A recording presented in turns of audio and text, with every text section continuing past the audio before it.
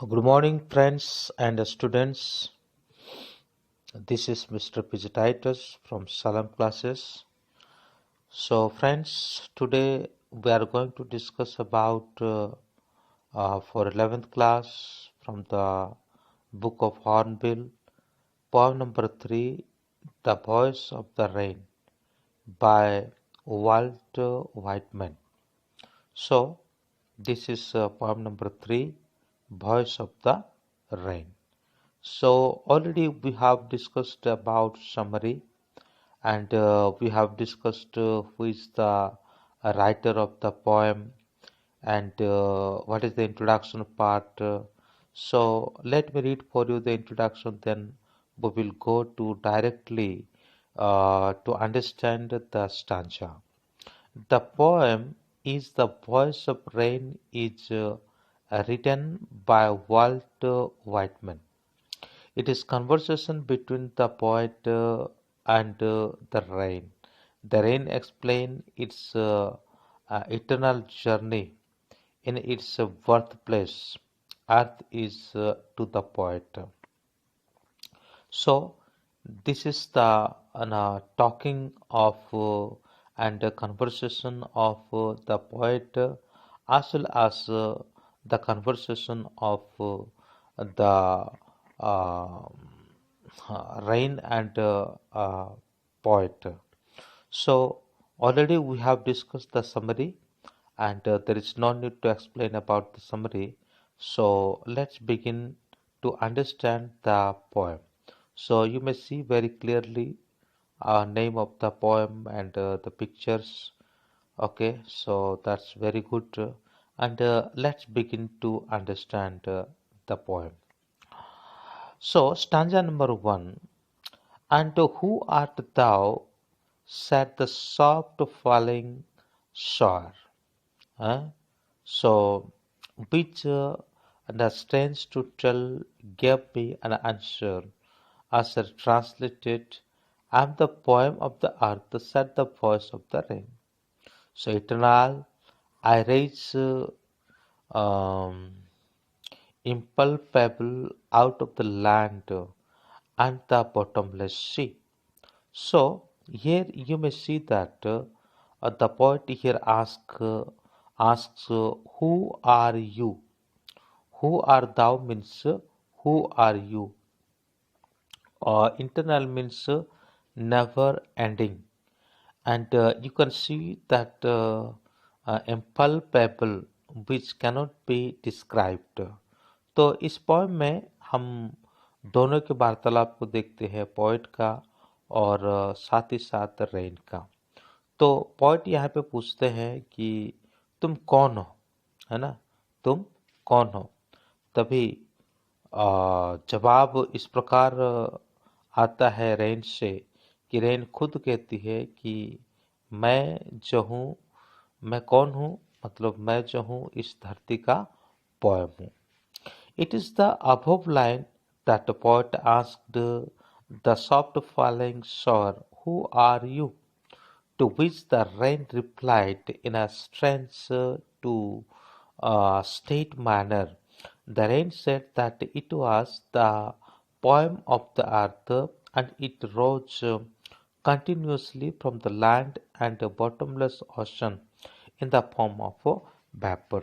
तो वो कहती है कि वो इस धरती का पोएम है और साथ ही साथ वो बड़े मतलब मैनर तरीके से वो इस प्रकार कहती है कि वो कंटिन्यूसली यानी लगातार लैंड से क्या करती है और बॉटमलेस ओशन जो होता है उससे वेपर बन करके वो ऊपर चली जाती है।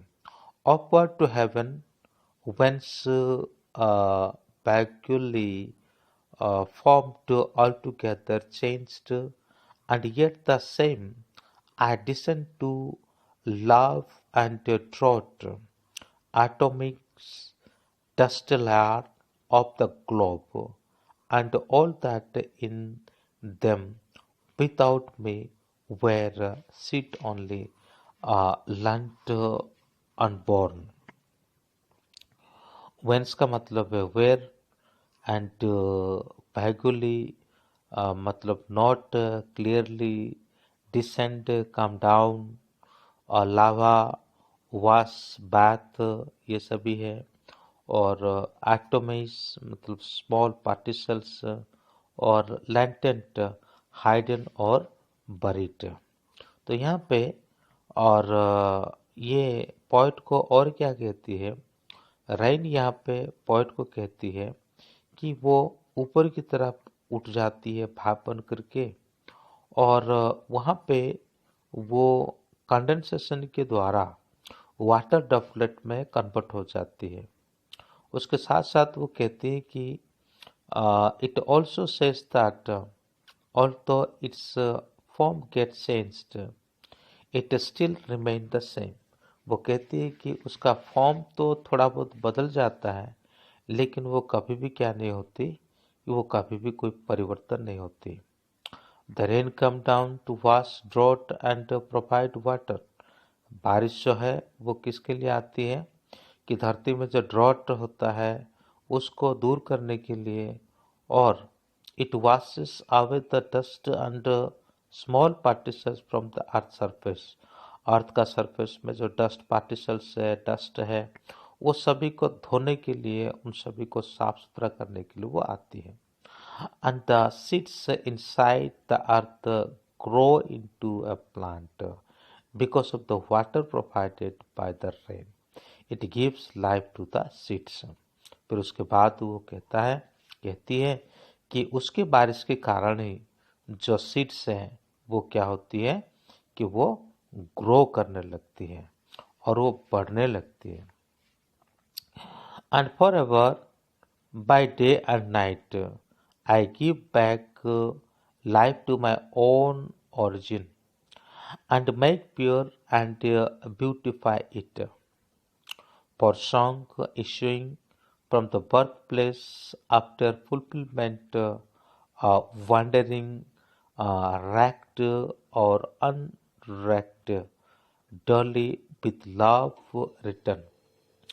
रॉक्ड और अनरॉक्ड का मतलब होता है, it means were cared for no cared for, मतलब कोई उसको केयर करे या नहीं करे। It doesn't affect the rain nor the point if someone listen to the rain और नॉट।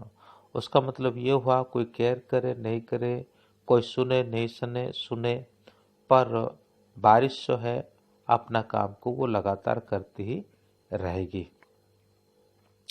तो फिर रेन यहाँ पे क्या कहती है, the rain says that by day and night it provide life, care, enrichment and water to the place from where it originated. तो वो जहाँ से आती है वहीं चली जाती है, लेकिन वो मतलब रात्रि के समय वो क्या करती है, लाइफ को प्रोवाइड करती है। We know that without having water it is impossible to live in this world. जैसे कि बारिश अगर नहीं है, पानी नहीं है, तो ये धरती में जीना बहुत मुश्किल होगा, और ये बात हम सभी जानते हैं। तो उसी बात को लेते हुए वो कहती है कि मैं इस धरती को ब्यूटी करने के लिए, प्यूरिफाई करने के लिए, हाँ, लाइफ साइकिल को प्रिपरेशन करने के लिए मैं फिर से इस धरती में आती हूँ। तो वो क्या कहती है, the rain is like a song that originate from birth place just like the heart of the singer and travel to fulfil the earth's needs and wonders. ये जो बारिश है कि गाने की तरह है, ठीक है, और वो क्या करती है, उसका जो ट्रैवल निरंतर जारी रहता है। और ये आती है और जाती है, और जैसे भी हो वो जाती है ऊपर आसमान की तरफ, लेकिन फाइनली वो जहाँ उनका ओरिजिनेटेड है और वहीं पर वो आ जाती है।